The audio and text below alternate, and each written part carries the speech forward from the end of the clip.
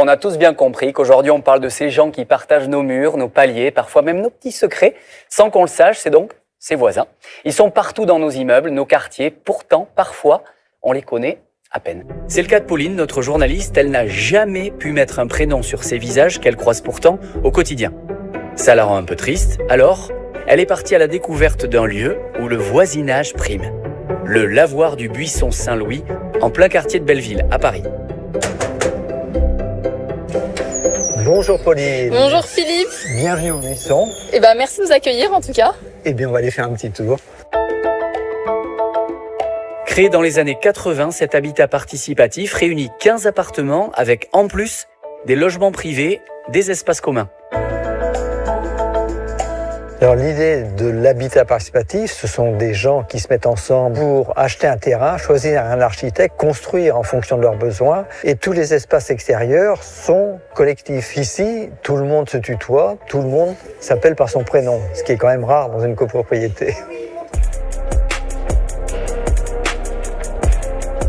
Alors nous sommes dans notre salle commune. Cette salle, elle sert beaucoup, disons, au point de vue familial. C'est multi-usage et c'est très occupé. Ici, nous avons notre laverie commune qui est petite, mais qui sert quand même à 12 familles. Et on a un tableau d'utilisation des machines. Chacun a un créneau horaire de 3 heures tous les jours. Là, on va voir le compost en passant devant les balançoires qui servent à nos enfants et qui servent maintenant aux petits-enfants. Ici, toutes les boîtes aux lettres sont ouvertes, il n'y a rien de fermé et on peut même lire le journal de nos voisins. Ici, les voisins de Philippe sont bien plus que de simples connaissances.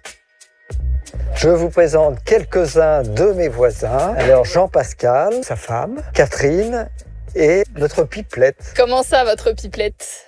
Parce qu'elle est beaucoup là, soit dans cet espace, soit là-haut chez elle. Et elle voit tout ce qui se passe et elle nous raconte les petites nouvelles. Et je vous raconte pas tout. Vivre justement proche de vos voisins, c'est quelque chose qui vous plaît?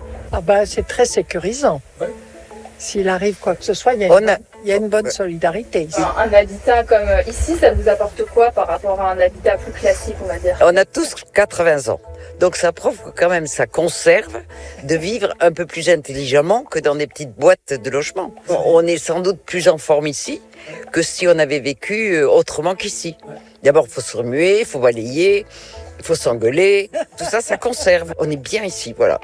Et qu'est-ce que ça vous apporte justement en termes de relations humaines de vivre ici? Ça va du voisinage intelligent à l'amitié profonde, je dirais.